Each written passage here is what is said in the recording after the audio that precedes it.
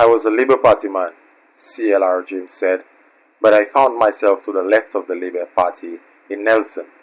Militant as that was, I came to London and in a few months I was a Trotskyist.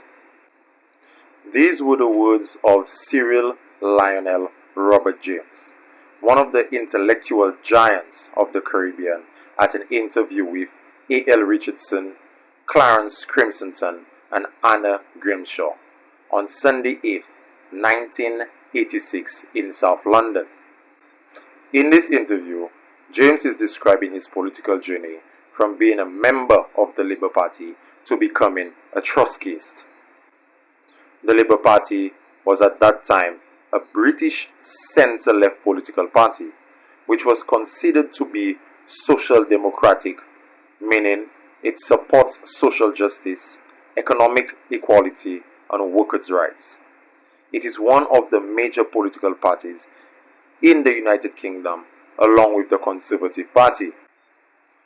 Trotskyism, on the other hand, is a political ideology that is based on the theories of Leon Trotsky, a Russian revolutionary and a Marxist theorist.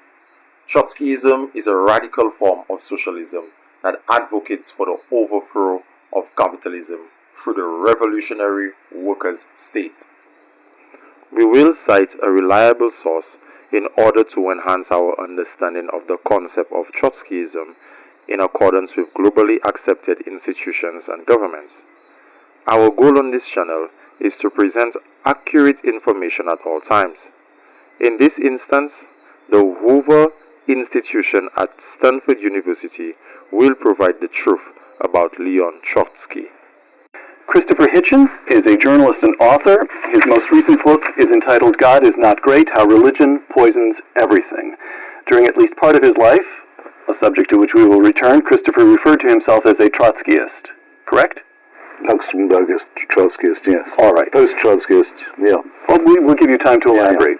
Robert Service is a historian who has published major biographies of Lenin and Stalin, and whose most recent book, Comrades, represents the definitive study of communism as a worldwide movement. Robert Service's next book, to be published in November 2009, Trotsky. Very simply and briefly, was Leon Trotsky a good guy or a bad guy? Bob? I don't think he was a good thing. I mean, he had a lot of good things about him as a person, but he wasn't a good thing for anybody at any time. Christopher? He's one of the very few people with the communist movement about whom it would be worth asking that question. Can I just... You've just put, what is this, 600 and some pages, I think, Bob? Yeah, it's far too big. But it's the point. If I had your books here on Lenin and Stalin, this is about, you are treating Leon Trotsky as a figure of major importance in the 20th century. Why? Give me a sentence or two to help a layman understand why this figure matters to you. He's one of the half dozen outstanding Marxist revolutionaries. He helps to make the October Revolution that brings the communists to power in 1917. He's a leader of the Red Army that fights the Civil War, and he's the intellectual architect of a lot of aspects of communism that get laid down in the 20s and actually still have an impact through the 30s, 40s, 50s, and 60s. Which now leads me to ask you why you called yourself a Trotskyist. There's something in this man you admire, something in his writings to which you adhere? Yes, the struggle of the left opposition against Stalin in the 1920s led to a sort of emulating movement, an anti-Stalinist Marxist left in the rest of Europe and Asia, in fact everywhere, America, Latin America. It is impossible to cover everything in this introductory video, so allow me to stray a little. Trotskyism identifying man Christopher Eric Hitchenson is a well-known atheist, and he is even referred to as one of the four horsemen of the new atheism. In a later video, I will also go over why a communist system is inherently godless. He has even written about it. However, let us continue. With this information at hand, which connects one of the most prominent thinkers of the Caribbean to Marxism, we will in this video introduce the aims of our channel, the King's Watchmen, by connecting the dots of the globalist communist agenda to the roots of the most prominent Caribbean thinkers. In order to accomplish that goal, there are important questions that need to be considered. Are the intellectuals of the Caribbean who are old enough to be in positions of leadership in the bureaucracy brainwashed, or are they educated? Was the purpose of this indoctrination clear? And by employing the oldest trick in the book, the Hegelian dialectic, was it deliberately connected to the real and pressing issues surrounding slavery in the Caribbean? Just as they took the chains of slavery off our wrists and ankles and put them in the mind, are they now taking them off from the mind to the spirit? To revisit a historical conclusion from one of William Shakespeare's most well-known plays, he said, "The world is a stage, and all men and women are merely players." But what sort of player was James? Or what sort of game did he believe he was playing? Stanford Research and Education Institute described CLR James as an historian, cultural critic, and intellectual. They also mentioned that he was born on the 4th of January 1901 in Port of Spain. He was also educated at the Queen's Royal College, something to keep in mind. As we can see, as a Caribbean intellectual, CLR James is being written about by many high-end sources. It is Encyclopedia Britannica who also spoke about him being a certified teacher at Queen's College. Is it because of his astonishing work, or was it that his political views are in line with the globalist agenda?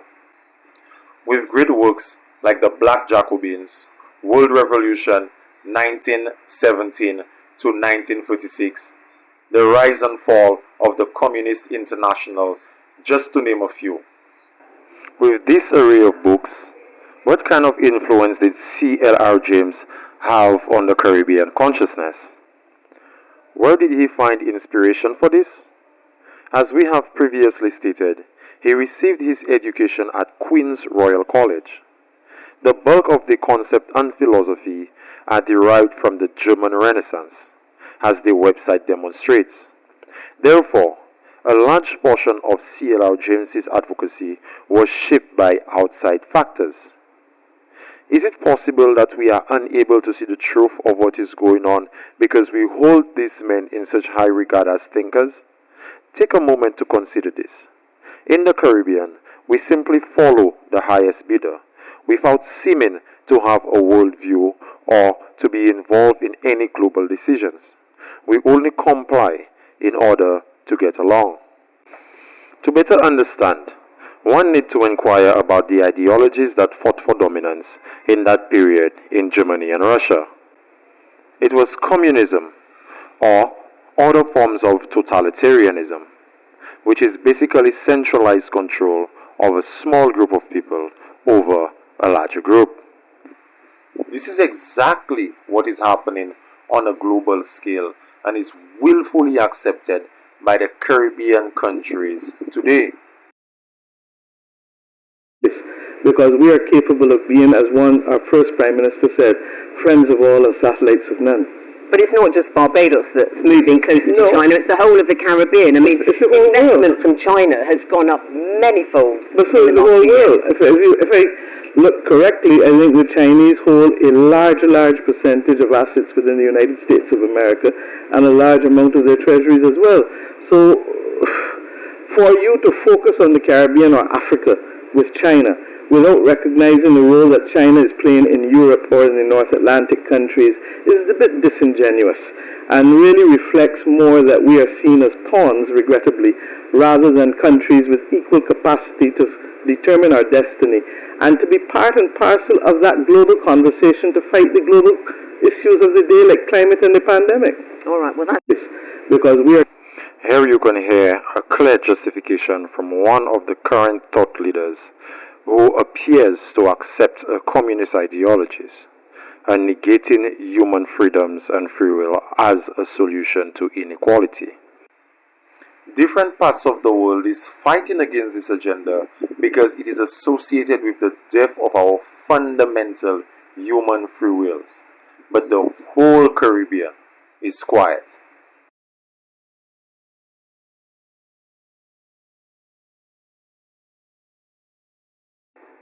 Let's go to Poland now, where thousands of people have been taking part in an anti-government rally in Warsaw. They're protesting against a new law critics say could be used to target opposition politicians in an election year. Well, here's Donald Tusk speaking at that rally as it started. Pierwszym krokiem do zwycięstwa. The first step to victory is to recognize our strength. We're here today so that Poland, Europe and the world see how strong we are. It is well known that the intellectual community of a nation greatly influences the ideas and beliefs that the general public embraces.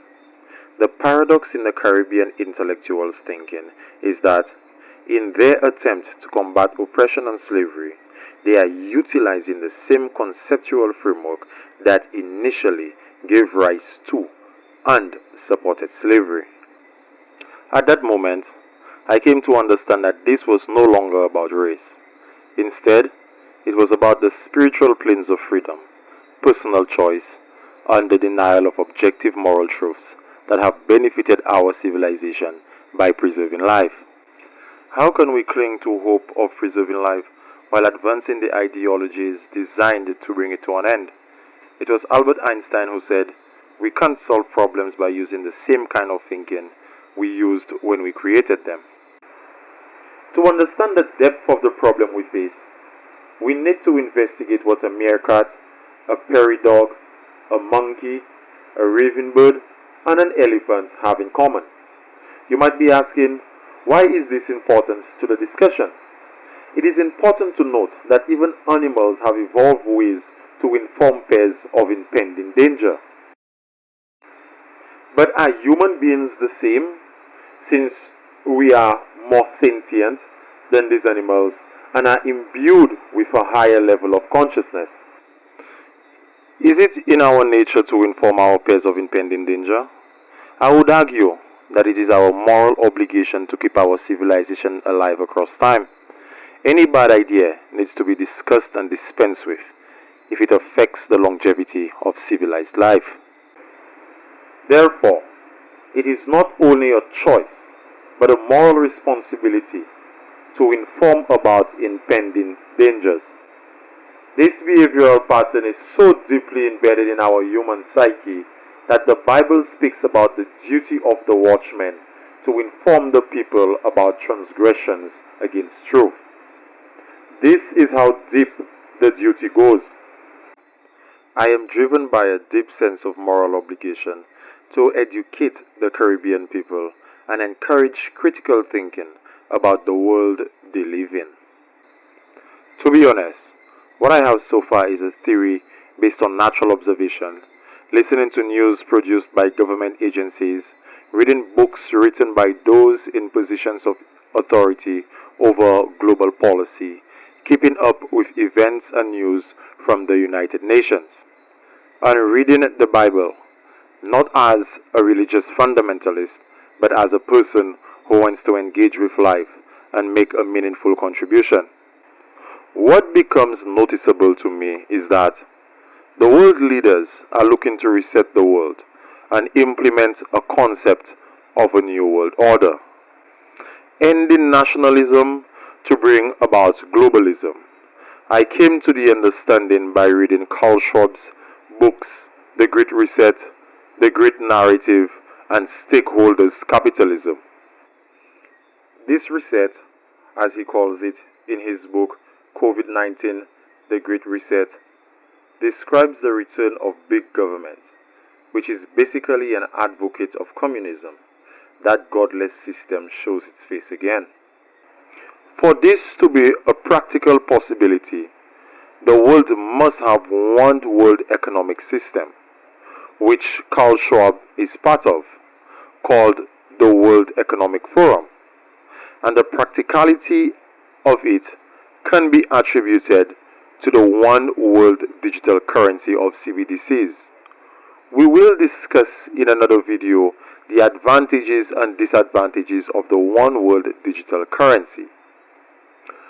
Again, another key component in making this a reality is the marriage of all the belief systems in the world under one umbrella, which is the one world religion.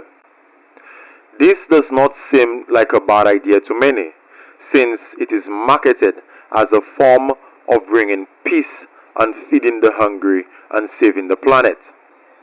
A study was done by Pew Research Center on November 17, 2022, on how religion intersects with American views on the environment. I would personally agree that, on the surface, it looks harmless and heroic.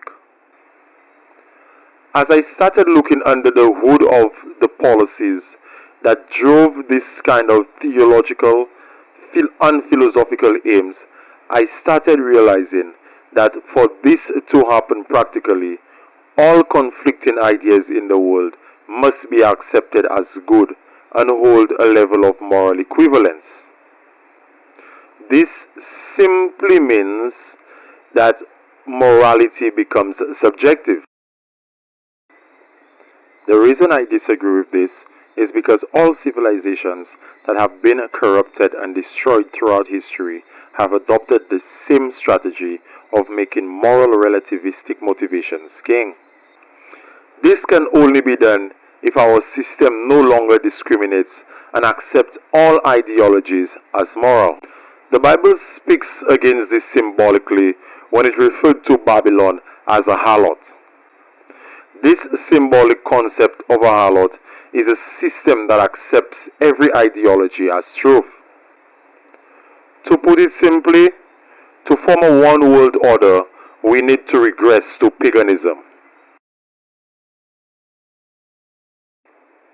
The ideas that seem to bring us down this path are constantly articulated by global agencies like United Nations and the World Economic Forum as diversity, inclusion, and equity, which gives rise to identity politics like feminism, Black Lives Matter, and LGBTQ, and men versus women. A form of divide and conquer scheme, with the hopes of building a pluralistic society as the solution. The government has aimed to take control of the operations of privately owned businesses by having them follow ESG standards. If you know anything about socialism or communism, you will understand what this means. They also aim to destroy masculinity and deconstruct patriarchy, which means undermining the fundamental ethos of the God of the Bible. COVID-19, as I continue to theorize, seems to be a biological weapon used to destabilize the old order so they can bring the new pagan order. And climate change, whether true or not, is a global problem. And with a common enemy, we must all work together to solve it by merging ourselves with technology to decrease our carbon footprint, making us transhuman beings. I realize this is a lot to think about, but if you stick with this channel, we will give you weekly analysis of policies, not just hearsay, but also their own written work and interpretations of their policies. In addition, we will measure how morally sound these policies are by using biblical wisdom, which directs our daily interactions and actions. We will be focusing our attention on the OECS and CARICOM countries. We are looking to investigate the actuality of these claims in real time. If any of this appears to be true, you will be asking, what can we do about it? Finding a top-down solution is nearly unattainable for a problem of that size. The main thing we can do for now is not to abandon truth for convenience. Stand our ground, speak the truth, ask God for wisdom, seek understanding, stay close to a community of people who appreciate the genuine development of life. And if you are willing to journey with us, like and subscribe to this channel.